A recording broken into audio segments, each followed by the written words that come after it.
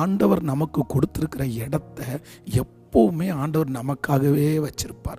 அதை இன்னொருத்தருக்கு சீக்கிரமாக தூக்கி கொடுக்க மாட்டார்.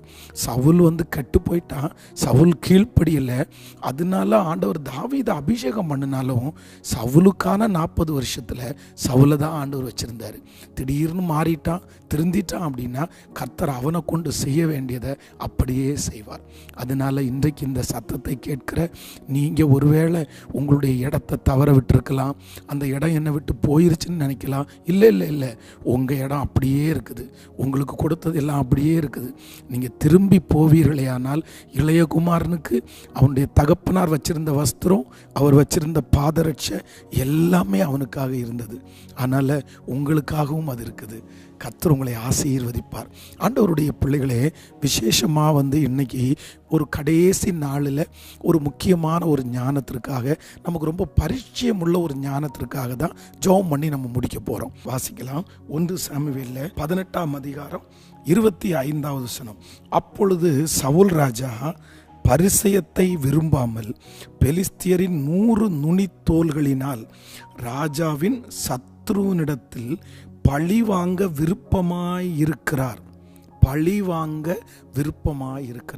ஆண்டவருடைய பிள்ளைகளே, இன்னைக்கு ஒரு முக்கியமான ஒரு ஞானத்திற்காக நம்ம ஜெபிக்க போகிறோம். எதுக்கு அப்படின்னா, பொதுவாக நமக்கு விரோதமாக யாராவது எழும்பும்போது, யாராவது நம்முடைய பேரை கெடுக்கும்போது, நமக்கு நிறைய பேருக்கு உள்ளாய் எழும்புகிற ஒரு குணம் என்னென்னா, எப்படியாவது இவனை பழி வாங்கணும், இவன் இப்படி பண்ணிட்டான்ல, என் பேரை இவன் கெடுத்தா இவன் பேரை நான் கெடுக்கணும், என்னை பற்றி தப்பாக இவன் பேசினா நான் அப்படி இல்லைன்றதையாவது நிரூபிக்கணும் அப்படின்னு நம்ம நிறைய பிரயாசப்படுவோம். இந்த சவுல் ராஜாவினிடத்தில் இருந்த ஒரு பொல்லாத குணம் என்னென்னா, எப்படியாவது தாவீதை பழி வாங்கணும். அதுக்கு இந்த தாவீதை ஒன்றும் பெருசாக எதுவும் தப்பு பண்ணலை. அவருடைய மறைமுகமாக அவர் செஞ்சது இவர் தப்பாக நினச்சிட்டு பழிவாங்க துடித்து தன்னுடைய ராஜ்ய பாரத்தையே இழந்த ஒரு மனுஷன்தான் சவுல். அதனால் இன்றைக்கு இந்த சத்தத்தை கேட்குற நீங்கள் உங்களுக்கு துரோகமே பண்ணியிருக்கலாம், உங்களுக்கு ரொம்ப கஷ்டப்படுத்தி இருக்கலாம். ஆனால் ஒன்று மட்டும் செய்யாதீங்க, பழி வாங்கிறது உங்களுக்குரியது அல்ல. ஏசப்பா நமக்கு சொல்லியிருக்கிறாரு, பழி வாங்கிறது அவருக்குரியது, எனக்குரியது. நானே உனக்கு பழி வாங்குவேன், நானே உனக்கு பதில் செய்வேன். நான் நம்புகிறேன், உங்களுக்கு விரோதமாக எழும்பினவரை கர்த்தர் பார்த்துக்குவார், உங்களுக்கு விரோதமாக பேசினவங்களை கர்த்தர் பார்த்துக்குவார். இது பேசுறதுக்கு ஈஸி, ஆனால் அந்த சூழ்நிலை வரும்போது தான் சிலருக்கு தோணும். யோசேப்பை குறித்து வேதம் ரொம்ப அழகாக சொல்லுது. தன்னுடைய சகோதரர்கள் அவ்வளோ விரோதமாக பண்ணாங்க, ஆனால் அவன் பழி வாங்கவே இல்லை. அதுவும் போத்திபாருடைய மனைவி அவங்கள தப்பான ஒரு பேடு, ஒரு நல்ல மனுஷனை, அதுவும் வேற எது சொன்னால் கூட சமாளிச்சுக்கலாம், இந்த மாதிரி கேரக்டர் வைஸில் தப்பாக சொல்லும்போது நிறைய பேருக்கு கஷ்டமாக இருக்கும். நீ வேற என்ன வேணாலும் பண்ணு, பட் என் கேரக்டர் நீ எப்படி அசிஸ்டன்ட் பண்ணுவ, நீ எப்படி சொல்லுவ அப்படின்னு நம்ம கேட்போம். அந்த மாதிரி சொன்னதுக்கு அப்புறம் கூட யோசேப்பு பழி வாங்கவே இல்லை. இன்றைக்கு யாரோ ஒருத்தரிடத்தில் ஆண்டவர் பேசுகிறாரு, வேண்டாம், அது நமக்குரியது அல்ல. நீங்கள் ரொம்ப ஞானமாக இருங்க. யாராவது உங்களுக்கு விரோதமாக எழுப்புனாங்களா, கர்த்தர் பார்த்துக்குவார். ஏன்னா அவருடைய அனுமதி இல்லாமல் அந்த மனுஷன் உங்களை ஒன்றுமே பண்ணியிருக்க முடியாது.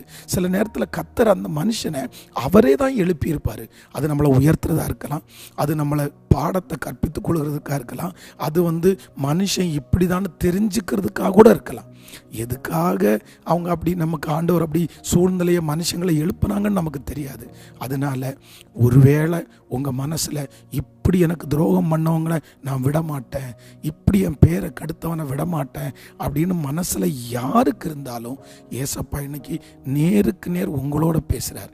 வேண்டாம், பழி வாங்கிறது உனக்குரியது அல்ல, விற்று ஞானமா எத்தனை பேர் எழும்பினாலும் இனி சாகிற வரைக்கும் நீங்கள் எடுக்க வேண்டிய பெரிய முடிவு என்னென்னா, நான் பழி வாங்க மாட்டேன். ஸோ உங்களுக்காக நான் ஜெபிக்கிறேன், உங்கள் ஜெப குறிப்புக்காக ஜெபிக்கிறேன். ஆண்டவர் உங்களை கிருபையாய் நடத்துவார். தகப்பனே, இன்றைக்கு இந்த 100வது நாள் வரைக்கும் கொண்டு வந்ததற்காக நன்றி. உங்கள் பிள்ளைங்க யாரெல்லாம் ஜெப குறிப்போடு இருக்கிறார்களோ அத்தனை ஜெப குறிப்புகளுக்கும் கர்த்தர் பதில் தருவீராகப்பா. இந்த 100 நாட்களும் நீர் சொன்ன அத்தனை ஞானமும் எங்களுக்கு கிடைக்கட்டும் அப்பா. இன்றைக்கு பிறந்த நாளை காண்கிற, திருமண நாளை காண்கிற உம்முடைய பிள்ளைகளை ஆசீர்வதிக்கிற ஆண்டவரே, இன்றைக்கு மாலையில் 100 நாள் முடியுது. உங்கள் கிருபை கூடவே இருக்கட்டும். பிரயாணப்பட்டு வருகிற பிள்ளைகள் மேலே பாதுகாப்பு இருக்கட்டும் ஆண்டவரே. ஒவ்வொருவரையும் ஆசீர்வதிங்க. யாரெல்லாம் இந்த சத்தத்தை கேட்டார்களோ அத்தனை பேர் மேலையும் நன்மையும் கிருபையும் தொடரட்டும் அப்பா. ஆண்டவரே, 5 வருஷம் தாண்டி 3 வருஷம் தாண்டி உங்கள் வருகை தாமதிக்கும்னா இந்த ஜெபத்தை கேட்டவங்க என்னை பார்க்கும்போது சாட்சி சொல்லணும். பாஸ்டர், ஆண்டவர் எங்களுக்கு பெரிய காரியம் செஞ்சார், இந்த 100 நாளில் எங்கள் சிறையிருப்பை மாற்றிட்டாருன்னு ஒருத்தர் இல்லைப்பா, அத்தனை பேரும் சாட்சி சொல்லுகிறதுக்கு ஒரு அற்புதம் செய்யுங்க. மனசார நான் ஆசீர்வதிக்கிறேன். எல்லாரும் நல்லா இருக்கட்டும்ப்பா. புது வருஷம் என் பிள்ளைகளுக்கு ரொம்ப நல்ல வருஷமாக அமையட்டும். இதுவரையிலும் அவங்க பார்த்த அத்தனை துக்கமும் சந்தோஷமாக மாறட்டும்ப்பா. இந்த மாதிரி ஒரு இயர் அவ்வளோ நல்ல இயராக இருக்கட்டும். கிருபை தாங்கட்டும். இயேசுவின் மூலம் பிதாவே, ஆமேன். God bless you. ஆண்டவர் உங்களை ஆசீர்வதிப்பார்.